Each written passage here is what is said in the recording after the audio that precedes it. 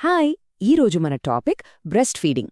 ముఖ్యంగా కొత్తగా తల్లులైన వాళ్లకి పాలు ఇచ్చేటప్పుడు వచ్చే నొప్పిని ఎలా అధిగమించాలి, అసలా నొప్పి లేకుండా ఎంతో కాన్ఫిడెంట్గా ఈ స్కిల్ని ఎలా మాస్టర్ చెయ్యాలో వివరంగా చూద్దాం.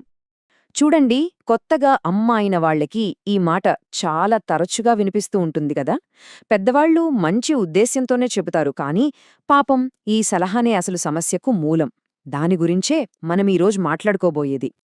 అవును, ఈ రోజుతో ఈ ఆలోచన ఆగిపోవాలి. నొప్పిని భరించాల్సిన అవసరం అస్సలు లేదు. ఇది చాలా ముఖ్యం. గుర్తుపెట్టుకోండి, నొప్పి అనేది మాతృత్వంలో ఓ భాగం కాదు. అది ఒక మెకానికల్ ప్రాబ్లం ఉందని మన శరీరం మనకిచ్చే సిగ్నల్, అంతే.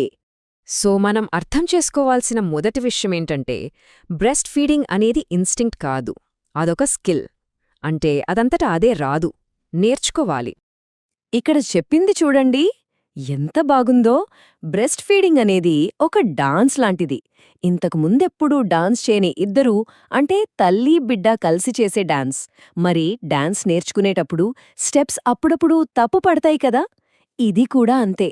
మొదట్లో కొంచెం కష్టంగా ఉన్నా దాని గురించి గిల్టీగా ఫీలవ్వాల్సిన పనే లేదు. అసలు ఈ నొప్పి ఎందుకొస్తుంది? బిడ్డకి పాలు ఎందుకు సరిగ్గా అందట్లేదు? ఈ మెకానిక్స్ అర్థం చేసుకోవడానికి ఒక సింపుల్ ఎగ్జాంపుల్ చూద్దాం. దీన్ని మిల్క్ షేక్ స్ట్రా ప్రాబ్లం అంటారు. ముందుగా మనకు రెండు పదాలకి తేడా తెలియాలి. ఒకటి నిపుల్ అంటే చనుమొన, రెండోది ఏరియోలా అంటే చనుమొన చుట్టూ ఉండే dark colour circle. Nipple just పాలు బయటకొచ్చే దారి మాత్రమే, కాని అసలు పాలు స్టోర్ అయ్యుండేది మాత్రం ఏరియోలా వెనుకే. ఆ మిల్క్ షేక్ స్ట్రా ఎగ్జాంపుల్ ఇప్పుడు మీకు క్లియర్గా అర్థమవుతుంది. బేబీ గనక కేవలం నిపుల్నే మాత్రమే పట్టుకుందనుకోండి, అది స్ట్రాతో మిల్క్ షేక్ తాగడానికి ట్రై చేసినట్టుంటుంది. తల్లికే భరించలేని నొప్పి, క్రాక్స్ వస్తాయి. బిడ్డకేమో చుక్క పాలు రాక అలసిపోతుంది. అదే బేబీ నిప్పుల్తో పాటు ఏరియోలని కూడా నోట్లోకి తీసుకుంటే అది మిల్క్ షేక్ ఉన్న పౌచ్నే నొక్కినట్టు. తల్లికి నొప్పి ఉండదు, బిడ్డకేమో కడుపు నిండా పాలందుతాయి. చూశారా ఎంత తేడా ఉందో? ఇదే అసలైన సీక్రెట్. ఓకే, ప్రాబ్లమేంటో మనకు ఇప్పుడు అర్థమైంది. మరి సొల్యూషన్ ఏంటి? ఆ పర్ఫెక్ట్ లాంచ్ సాధించడానికి ఒక 4 స్టెప్ ప్లాన్ ఉంది. అది ఇప్పుడు చూద్దాం.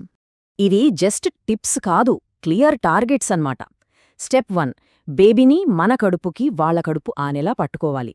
చెవి, భుజం, హిప్ అన్నీ ఒకే లైన్లో ఉండాలి.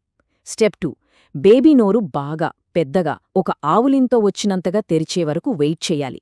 వాళ్ల పైపెదవిని మన వేలుతో మెల్లగా టికిల్ చేస్తే వాళ్లే తెరుస్తారు. స్టెప్ 3, నిపుల్ని బేబీ నోటి పైభాగానికి టార్గెట్ చేయాలి. అప్పుడు వాళ్ల గడ్డం రొమ్ము కానుకుంటుంది, ముక్కు ఫ్రీగా ఉంటుంది. స్టెప్ 4, ఇది చాలా ఇంపార్టెంట్, 30 సెకండ్ రూల్. పాలు పట్టటం మొదలుపెట్టాక 30 సెకండ్ల తర్వాత కూడా సూదితో గుచ్చినంత నొప్పి వస్తుంటే లాచ్ కరెక్ట్ కాదనర్థం. వెంటనే పట్టు విడదీసి మళ్లీ ట్రై చేయాలి. సరే, లాచ్ చేసేశాం, కానీ అది కరెక్ట్గా ఉందో లేదో ఎలా తెలుస్తుంది?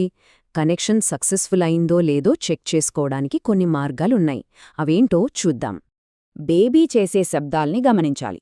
ఫీడింగ్ మొదట్లో ఫాస్ట్గా సక్ చేస్తారు, కానీ పాలు రావడం స్టార్ట్ అయ్యాక వాళ్ల రిథం మారుతుంది. 1 లేదా 2 సార్లు సక్ చేసి ఆ తర్వాత లోతుగా ఖ్ అని మింగే సౌండ్ వినిపిస్తుంది. ఆ సౌండ్ వస్తోందంటే పాలు లోపలికి వెళ్తున్నాయని అర్థం. పట్టు సరిగ్గా లేదని చెప్పే కొన్ని వార్నింగ్ సైన్స్ కూడా ఉన్నాయి. వాటిని అస్సలు ఇగ్నోర్ చేయకూడదు. ఫీడింగ్ తర్వాత నిపుల్ షేప్ మారిపోయి లిప్స్టిక్లా నొక్కుకుపోయుంటే, లేదా బేబీ పాలు తాగుతుంటే క్లిక్ క్లిక్ అని సౌండ్ వస్తుంటే, లేదా 5వ రోజుకి కూడా బేబీ పాప్స్ పసుపు రంగులోకి మారకపోతే, ఇంకా తల్లికి జ్వరం, రొమ్ము మీద గడ్డలాంటివి వస్తే ఇవన్నీ డేంజర్ సైన్స్. వెంటనే డాక్టర్ని కలవాలి. ఈ వార్నింగ్ సైన్స్ అన్నింటిలోనూ మనం ఇంట్లో చాలా ఈజీగా ట్రాక్ చేయగలిగే ఒకే ఒక ముఖ్యమైన విషయముంది. అదే డైపర్ కౌంట్. 5వ రోజు నుంచి 24 గంటల్లో కనీసం 6 బరువైన తడి డైపర్లు ఉండాలి. అంతకన్నా తక్కువ ఉంటే పాలు సరిపోవట్లేదని అర్థం. ఇది చాలా క్లియర్ ఇండికేటర్. మరి హాస్పిటల్స్లో డాక్టర్లు, నర్సులు ఫీడింగ్ సక్సెస్ని ఎలా కొలుస్తారు? వాళ్ళేం చూస్తారు? ఆ ప్రొఫెషనల్ టూల్ గురించి తెలుసుకుంటే మనకింకాస్త ధైర్యం వస్తుంది.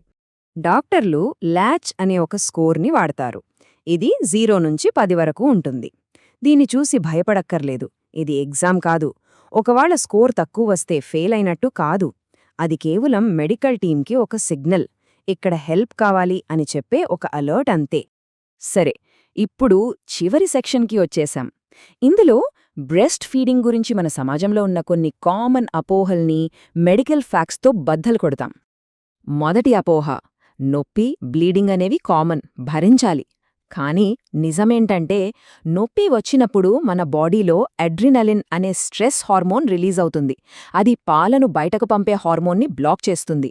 సింపుల్గా చెప్పాలంటే, తల్లి నొప్పి లేకుండా ఉంటేనే పాల ప్రొడక్షన్ ఎక్కువగా ఉంటుంది. రెండో అపోహ, అమ్మ పాలు పల్చగా ఉన్నాయి, అందుకే బేబీ ఏడుస్తోంది. ఇది అస్సలు నిజం కాదు. తల్లి పాల క్వాలిటీ ఎప్పుడూ గొప్పగానే ఉంటుంది. గంటసేపు పాలు తాగి కూడా బేబీ ఏడుస్తోందంటే కారణం ఆ పాలు వీక్గా ఉండటం కాదు, ల్యాచ్ సరిగ్గా లేక బేబీకి పాలు అందకపోవటం. ఇంకో అపోహ, రెండో రోజే ఫార్ములా పట్టాలి, ఎందుకంటే అసలు పాలు ఇంకా రాలేదు. కాని నిజం చూడండి, పుట్టిన బేబీ కడుపు సైజు ఒక చిన్న గోళీ అంత మాత్రమే ఉంటుంది. అంటే 5-7 మిల్లీలీటర్లు. మొదటి 3 రోజులు వచ్చే ముర్రుపాలు, అదే కొలెస్ట్రామ్, ఆ చిన్న కడుపుకి పర్ఫెక్ట్గా సరిపోతుంది. ఇది కూడా చాలామంది ఫాలో అవుతారు. ప్రతిసారి పాలు ఇచ్చే ముందు నిపుల్స్ని సోప్తో కడగాలి. అస్సలు వద్దు. సోప్ వాడటం వల్ల అక్కడ ఉండే న్యాచురల్ యాంటీబ్యాక్టీరియల్ ఆయిల్స్ పోతాయి. అంతేకాదు, బేబీని రొమ్మువైపు గైడ్ చేసే ఒక స్మెల్ ఉంటుంది, అది కూడా పోతుంది. సో సబ్బుతో కడగాల్సిన అవసరం లేదు. ఈ విశ్లేషణను ముగించే ముందు ఒక ముఖ్యమైన మాట. బ్రెస్ట్ ఫీడింగ్ కష్టంగా ఉంటే అది ఎవ్వరి తప్పు కాదు. శరీరం పాడైపోయినట్టు కాదు, లేదా విఫలమైనట్టు అస్సలు కాదు. ఇది ఒక స్కిల్. నేర్చుకోవడానికి టైం పడుతుంది. సరైన సపోర్ట్, సరైన టెక్నిక్తో ఇది సాధ్యమే. ఇది గుర్తుపెట్టుకోండి.